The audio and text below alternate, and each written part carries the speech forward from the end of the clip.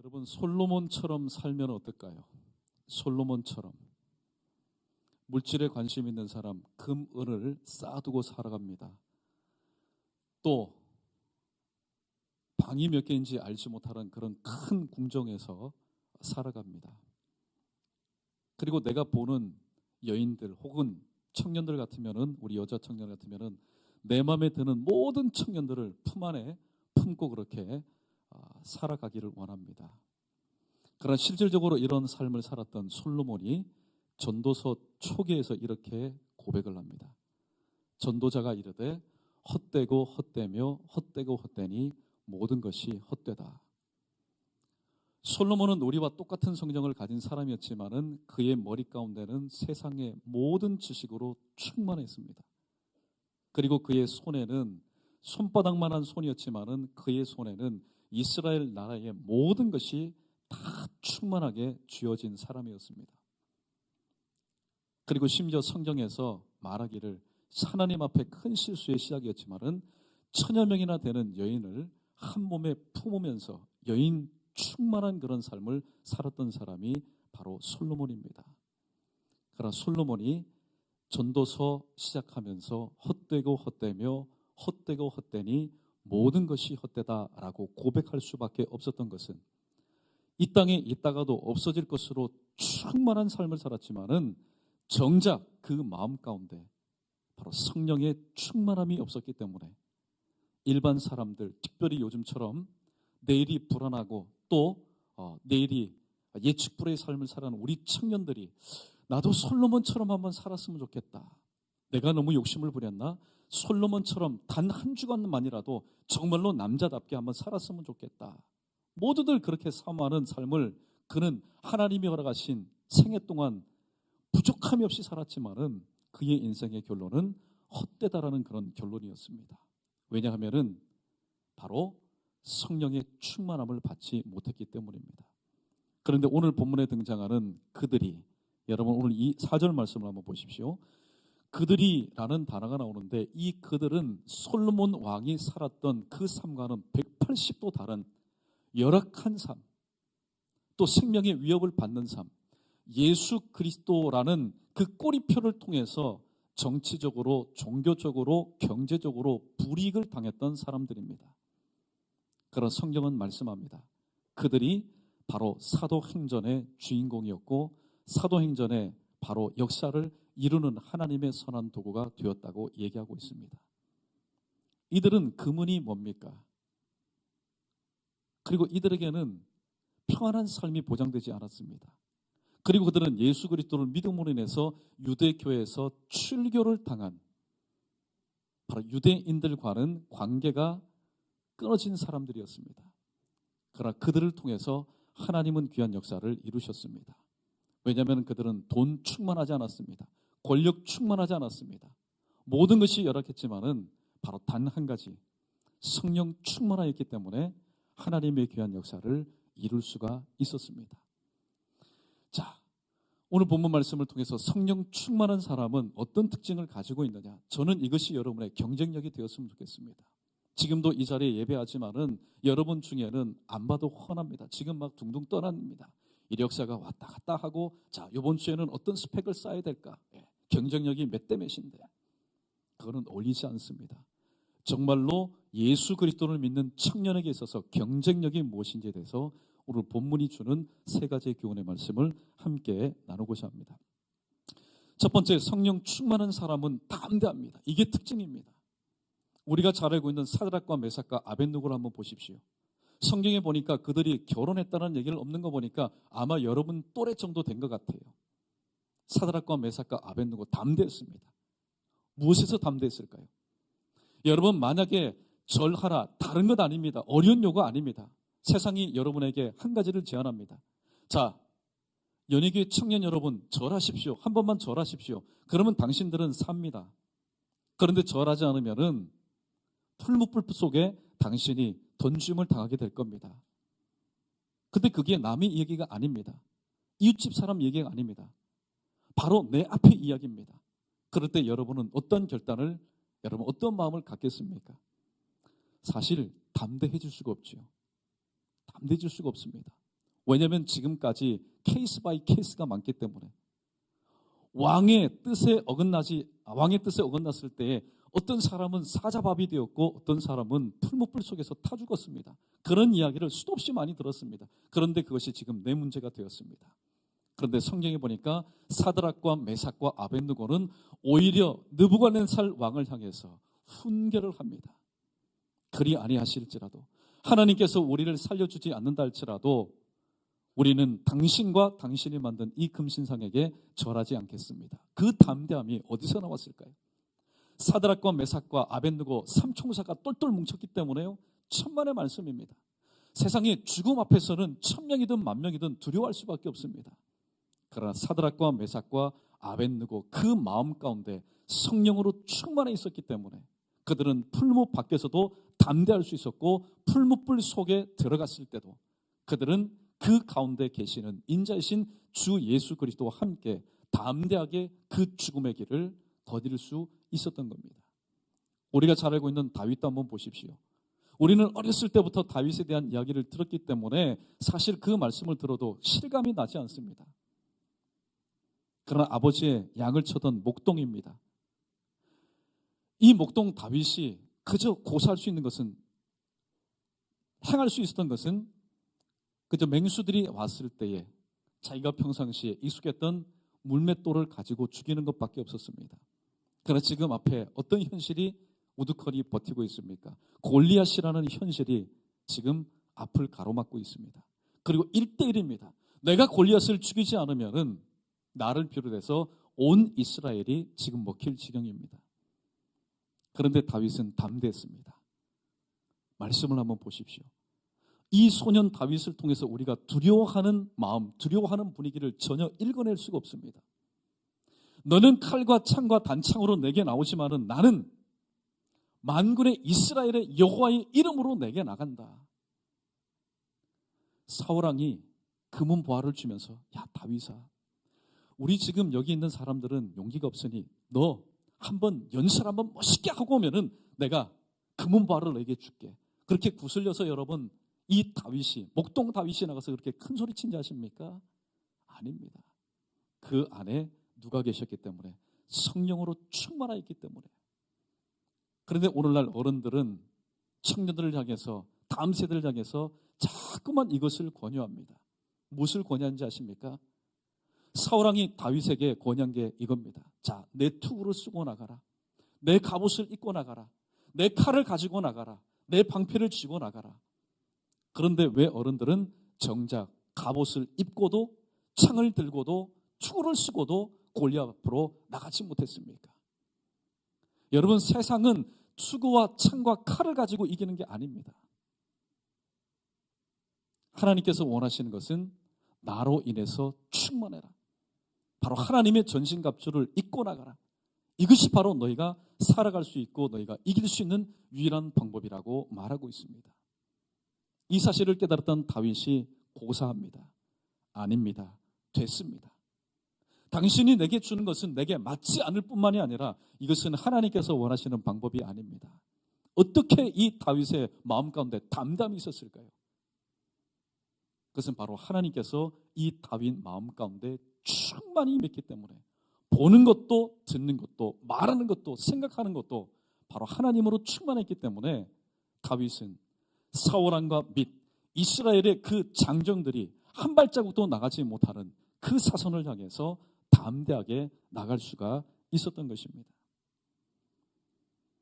마가복음 13장 11절 말씀에 보면은 이런 말씀이 있습니다. 여러분도 언제 그런 입장이 될지 모릅니다. 잘 기억하십시오. 마가복음 13장 11절, 사람들이 너희를 끌어다가 넘겨줄 때에 무슨 말을 할까 미리 염려하지 말고 무엇이든지 그때에 너희에게 주시는 그 말을 하라. 말하는 이는 너희가 아니요 성령이라고 예수님께서 가르쳐 주셨습니다. 사람이 궁지에 몰리다 보면은 해서는 안 될 말을 하게 됩니다. 그리고 후회를 하게 되죠. 사람이 궁지에 몰리게 되다 보면은 3, 4, 5 이런, 그래 내가 3번 꼭 생각하고 깊이 생각하고 한번 신중하게 말해야지. 그러나 인생의 코너에 몰리게 되면은 그런 삶을 살지 못합니다. 그러나 주님은 말씀합니다. 사람들이 너희를 잡아줄 때가 있을 거야. 너희가 분명히 사내들인 공회에 설 때가 있을 거야. 그러나 내가 이 공회에서 저 사람들에게 나를 잡기 위해서 모든 것을 계획하고 조직적으로 짠 저 사람들에게 내가 무슨 말할까 염려하지 말아라. 말하는 이는 너희가 아니라 너희 속에 계신 성령이라고 말씀하고 있습니다. 또 마태복음 28장 20절에 보면은 오늘 또 세상으로 나가게 될 우리들에게 예수님께서 가장 힘이 되고 또 큰 용기가 되는 말씀을 주셨습니다. 내가 세상 끝날까지 너희와 항상 함께 있으리라 그렇게 말씀하셨습니다. 여러분, 예수 청년이라고 해서 또 맡은 바 직분이 있다고 해서 오래 믿었다고 해서 담대해지는 것 절대로 아닙니다. 어떤 웅변 학원에 나갔다고 해서 혹은 태권도를 배웠다고 해서 담대해지는 것 아닙니다. 일시적인 담대입니다. 그것보다도 더 큰 상황 가운데서 여지없이 무너질 수밖에 없는 담대함, 세상의 담대함입니다. 그러나 성령 충만함으로 인해서 내게 주시는 담대함은 오히려 풀무불 속에서도 빛이 나는 그런 담대함, 사자굴 속에서도 전혀 그 사자 앞에서 굴하지 않는 담대함. 우리가 잘 알고 있는 것처럼 사도 바울과 그리고 신라처럼 빌립보 감옥에서도 굴하지 않고 오히려 내가 지금 할 수 있는 것은 오직 감사와 찬송과 기도라는 이 사실을 바로 우리는 깨닫게 됩니다. 여러분, 세상이 두렵습니까? 세상이 두렵다면은 내 안에 성령 하나님께서 충만히 임재하지 않는다라는 반증입니다. 그러나 세상에 어떤 일을 앞에 두고도 내가 담대할 수 있는 것은 내 안에 계신 성령 하나님께서 나의 배경이 되어주시고 내 중심이 되어주시기 때문에 우리는 초대교회 성도들처럼 무슨 일을 하든지 간에 우리는 담대한 마음으로 감당할 수 있습니다. 두 번째, 성령이 충만한 사람은 염려하지 않습니다. 오늘 사실 우리 청년들에게 있어서 붙지 말아야 될 또 한 가지 단어가 있다면 그건 염려일 겁니다. 내일 어떻게 하지? 다음 학기 어떻게 하지? 졸업 이후에 어떻게 하지? 답이 있어서 질문하는 것 아닙니다. 답이 없으니까 그렇게 질문할 수밖에 없는 겁니다. 그 염려라는 단어가 뭘까요? 염려라는 단어의 뜻을 보면은 마음을 둘로 쪼갠다라는 그런 뜻이 있습니다. 한번 염려하면은 마음이 둘로 쪼개집니다. 마음이 둘일 때는 수습할 수 있겠지요. 비교적 수습 가능합니다. 그러나 한 번 염려하고 두 번 염려하고 자꾸만 염려하다 보면은 내 마음이 예를 들어서 10갈래, 20갈래, 100갈래로 갈라졌을 때 그것을 우리가 어떻게 수습할 수 있을까요? 그러나 성령에 충만하였던 이 초대교회는 염려하지 않는 삶을 그들은 살았습니다. 그래서 사도 바울은 빌립보서 4장 13절에서 이렇게 말씀하고 있습니다. 우리 크게 한번 따라해 보겠습니다. 내게 능력 주시는 자 안에서 내가 모든 것을 할 수 있느니라. 여러분 오해하지 마십시오. 자, 한번 따라해 보십시오 해서 여러분 따라할 수 있습니다. 그럼 오늘 이 신앙의 고백이 저는 이랬으면 좋겠습니다. 하나님께서 내게 능력 주셨을 때 내가 모든 것을 감당할 수 있었다. 빌립보서 4장 13절 말씀이 떠오를 때 벅찬 마음으로 맞다. 내가 이 말씀을 순종하여 하나님 안에 갈 때 하나님께서 내게 능력 주심으로 내가 모든 것을 극복할 수 있었다. 염려도 극복할 수 있었고 근심도 극복할 수 있었고 또 걱정도 극복할 수 있었다. 정말로 두렵고 떨리는 마음으로 눈에는 눈물이 글썽거리며 내 마음 가운데는 세상의 어떤 것도 감당치 못하는 두근거림을 통해서 성령에 충만한 사람은 결코 염려하지 않는 삶을 살 수 있다는 것을 여러분들이 고백하며 그런 삶의 모델이 되었으면 좋겠습니다. 세상에 여러분 이런 양 보신 적이 있습니까? 요즘은 세상에 하도 말세를 살아가기 때문에 별 희한한 일들이 다 있지요. 여러분 양을 한번 보십시오. 성경은 우리 성도를 하나님의 자녀를 양으로 많이 비유합니다. 근데 양들을 보면은 염려하는 양은 보지 못했어요. 새끼를 뵀습니다. 내가 이 새끼를 잘 낳을 수 있을까? 염려하는 양 보지 못했습니다. 겨울철이 되었습니다. 자, 겨울철이 되면은 이제 풀이 자라지 않는데 그러면 나의 이 먹을 양식을 누가 줄까? 그렇게 해서 여러분 살이 빠지는 고민하는 그런 양을 보지 못했습니다. 왠지 아십니까? 양에게는 목자가 있기 때문입니다. 우리는 그 사실을 자연의 원리를 통해서 잘 알고 있습니다. 그러면서도 하나님을 아버지로 우리의 참된 목자로 고백하면서 우리는 염려합니다. 어떻게 염려할까요? 큰 것 가지고 염려하지 않습니다. 오히려 큰 것 가지고 염려하면 위대한 사람이죠. 그런데 우리의 염려하는 것을 보십시오. 사도 바울은 디모데전서 6장 8절에서 이렇게 말합니다. 우리가 입을 것과 먹는 것이 있는 줄 알면은 그것으로 족한 줄로 알아라. 그런데 그것으로 인해서 만족하지 못하다 보니까 예수님 말씀대로 살지 못합니다.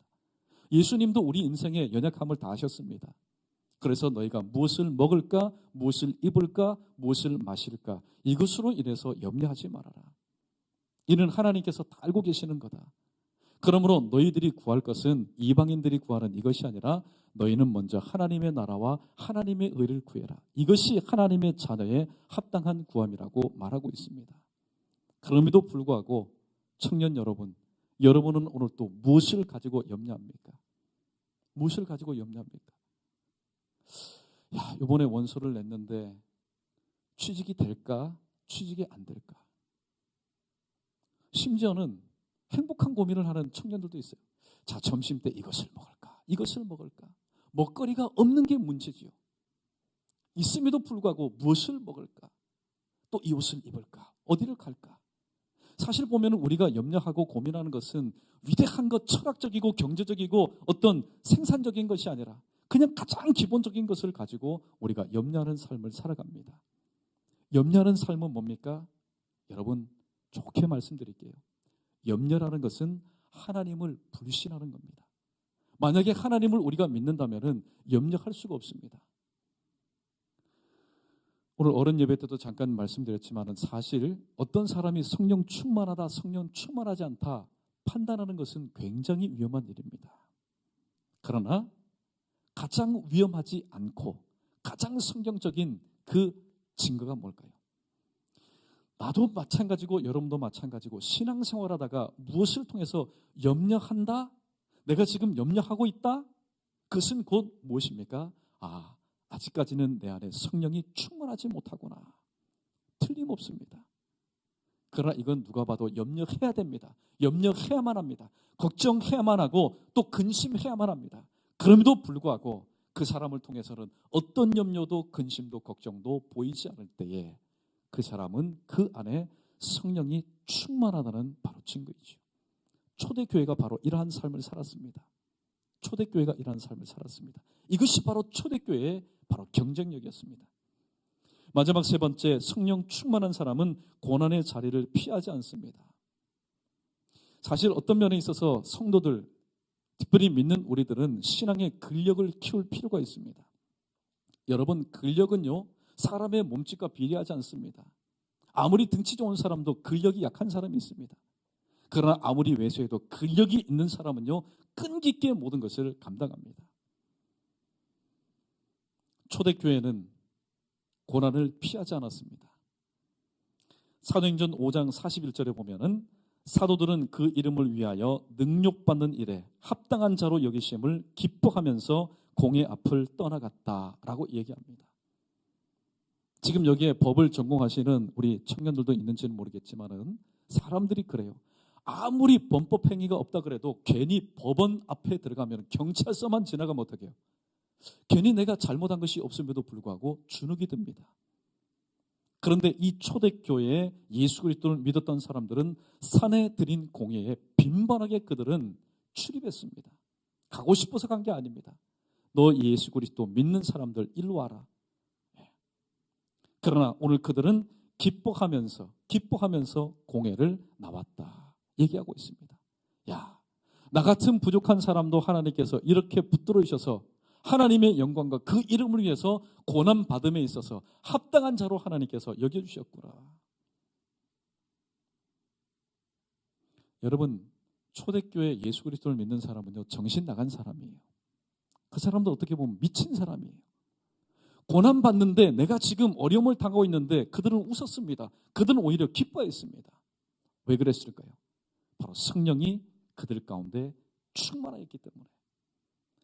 사도행전의 역사를 보십시오. 완벽한 사람, 문벌 좋은 사람, 가진 사람, 배운 사람을 통해서 사도행전의 역사가 기록되지 않았습니다. 한 가지 예를 듭니다. 어떤 사람이 어깨에다가 두 항아리를 치고 물을 길렀습니다. 근데 한 항아리는 깨어진 항아리입니다. 그런데 한 항아리는 온전한 항아리였어요. 이 깨어진 항아리가 하도 참다 못해 주인에게 이렇게 말합니다. 주인님, 저에게 물을 담아주었지만은 저는 깨어진 연고로 인해서 물을 두 번이나 자꾸만 길러 오는 그런 수고를 해야 됩니다. 주인님, 저를 바꿔주십시오. 옆에 있는 항아리처럼 깨끗하고 금이 가지 않는 항아리로 저를 바꿔주십시오. 저는 필요 없는 존재입니다. 주인이 말합니다. 아니다. 너의 깨어짐을 내가 다 알고 지금 너를 사용하는 거다. 내가 걸어온 길을 한번 돌아보아라. 깨어진 항아리가 있는 쪽에는요, 어떤 놀라운 역사가 일어났냐면은 거기에는 생명이 꿈틀거리고 꽃밭이 되었습니다. 왜 그런지 아십니까? 깨어진 항아리를 통해서 흘러내린 물이 그곳에 떨어진 씨앗으로 하여금 생명을 주었고 또 싹이 트게 하였고 뿌리를 내려 바로 꽃밭이 되었습니다. 그러나 이 깨어진 항아리가 볼 때에 너무나도 부러웠던 깨끗한 항아리가 있었던 그 길은 여전히 삭막한 황무지가 되어버렸습니다. 여러분, 오늘 또 우리는 이렇게 생각합니다. 하나님은 깨어진 항아리는 사용하지 않을 거야. 하나님은 깨끗한 항아리만 사용하실 거야. 그것도 금수저. 그것도 금 항아리만 하나님께 선호하실 거야. 그는 우리의 착각 중에 대착각입니다. 사도행전에 등장하는 120명을 한번 보십시오. 사실 120명 중에 문벌 있는 사람, 요즘 말하는 스펙을 요구하는 기준에 합당한 사람 아무도 없습니다. 그들 중에는 어부가 대다수였습니다. 세리, 머리는 잘 돌아갔죠. 사회적으로 비난받는 사람이었습니다. 그들 중에는 창녀도 있었습니다. 그들 중에는 불가촉 천민들도 많았습니다. 그러나 하나님께서는 그들을 성령으로 충만케 하셔서 그들을 다듬어 주신 이후에 하나님의 귀한 사역을 감당하셨습니다. 예수님의 족보도 한번 보십시오. 예수님의 족보를 보면은 5명의 여인이 등장합니다. 그 5명의 여인 중에 마지막에 나오는 마리아를 제외한 4명의 여인의 그 출신과 그 배경을 한번 보십시오. 부정한 여인들이었습니다. 이방 여인이었어요. 시아버지와 관계 맺은 며느리도 있었습니다. 그러나 하나님께서는 그러한 깨어지고 일그러진 항아리와 같은 인생들을 성령의 충만함을 통해서 다시 한번 다듬어 주신 이후에 하나님의 귀한 사역을 감당하셨습니다. 사랑하는 우리 청년 여러분, 세상을 살아갈 때 경쟁력, 우리가 왜 실수합니까? 우리가 왜 마음 아파합니까? 우리가 때로는 왜 지칩니까? 우리가 왜 또 쓰러집니까? 그것을 기준을 세상의 기준에다가 우리의 경쟁력의 기준을 맞추기 때문에 항상 충족하지 못하는 내 모습을 보면서 우리는 낙심하고 그 자리에서 쓰러질 수밖에 없습니다. 오늘 성경은 말합니다. 너에게도 경쟁력이 필요하다. 그러나 그 경쟁력의 기준을 세상의 기준에다 두지 말고 바로 성경에다 두라고 말합니다. 세상은 자꾸만 우리로 하여금 투구를 써야지, 갑옷을 입어야지, 방패를 착용해야지, 창을 들어야지, 칼을 들어야지, 그렇게 우리를 자꾸만 유혹합니다. 그런데 우리는 그것이 또 맞다고 굳이 방패를 들고 또 창을 들고 칼을 갈기 위해서, 투구를 쓰기 위해서 우리는 세상의 방법과 똑같이 우리는 살아가고 있습니다. 여러분, 세상 도무지 따라갈 수가 없습니다. 세상을 따라갈 수가 없습니다. 따라가지 못한다면 우리만의 독특한 경쟁력을 우리는 가지고 있어야 됩니다. 이를 깨달았던 소년 다윗, 그의 경쟁력은 바로 하나님께서 나와 함께 하시고 바로 성령이 충만할 때에 내 앞에 있는 골리앗도 어떤 일들도 능히 감당할 수 있겠다. 이것이 바로 소년 다윗이 깨달았던 사울왕과 나머지 이스라엘의 건장한 군인들이 깨닫지 못했던 세상의 경쟁력이었습니다. 초대교회 성도를 한번 보십시오. 그들이 성령에 충만할 때에, 어부도 성령에 충만할 때, 세리도 성령에 충만할 때에, 질병을 가진 자도 성령에 충만할 때, 불가촉 천민들도 성령에 충만할 때에 그들은 하나님의 귀한 역사를 이룸에 있어서 정말로 아낌이 없는, 무엇 하나 불필요함이 없는 그런 하나님의 귀한 도구로 쓰임받았습니다. 오늘 말씀이 여러분 가운데 강력한 도전이 되어서 하나님, 저의 잘못을 용서해 주십시오. 제가 연희교회 청년이고 예수 가족이라고 하는데 하나님께서 원하시는 그런 기준에 걸맞는 삶을 살기 위해서 노력하지 않고 엎드리지 않고 눈물 뿌리지 않고 그저 세상이 필요로 하는 스펙, 그 스펙을 쌓기 위해서 지금까지 달려온 저의 허물을 주님께서 용서해 주십시오. 여러분, 우리의 모든 행위가 하나님의 기쁨만 되면은 어떤 역사가 일어나는지 아십니까? 그건 바로 다윗처럼 앞에서 아무도 감당할 수 없었던 언터처블인 바로 이 골리앗을 넘어뜨리는 주인공으로 쓰임받을 수 있습니다. 세상을 변화시키는 것은 내 야망, 내 뜻이 아니라 내가 하나님의 기쁨이 될 때에, 그것이 하나님의 기쁨이 될 때에 하나님께서 이루어주시는 하나님의 역사이기 때문입니다. 오늘 본문에 등장하는 초대교회 성도들처럼 여러분은 이제 모든 것을 시작하는 뉴 제너레이션의 바로 선두주자입니다. 뉴 제너레이션, 새로운 시대의 선두주자가 갖춰야 될 경쟁력은 세상의 스펙이 아니라 바로 성경이 말하는 이 스펙, 성령의 충만함인 것을 다시 한번 기억하시고, 하나님, 저에게도 초대교회 성도들에게 주셨던 그런 성령의 충만함을 덧입혀 주십시오.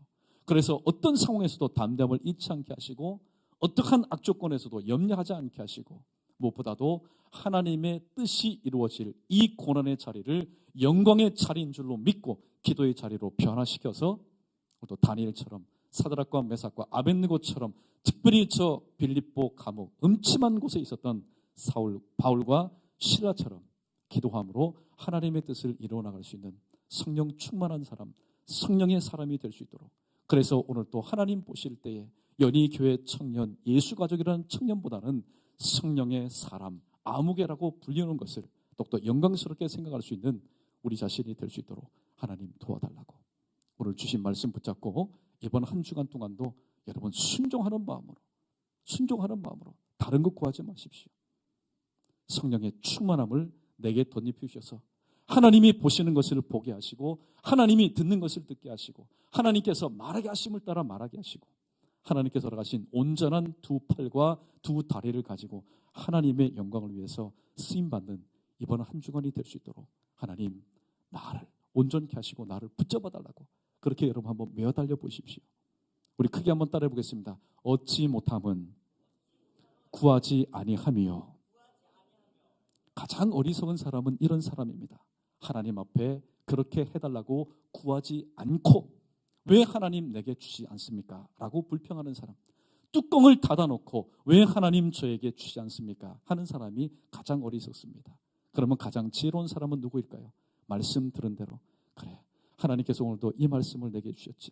여러분, 오늘 이 전을 떠나는 순간부터 다음 주일 이 전에 와서 다시 한번 하나님의 새로운 메시지를 받는 순간까지 주신 이 말씀을 붙잡고 성령의 충만한 사람 되어서 담대하게 하시고 염려하지 않게 하시고 무엇보다도 고난과 어려운 환경 가운데서 그 자리를 피하지 않고 그 자리를 기도 자리로 삼아서 하나님께 영광 돌릴 수 있는 성령의 사람 아무개 내 자신 되게 하옵소서. 제가 지금 여기 있습니다. 나를 사용하시고 나를 보내어 주옵소서.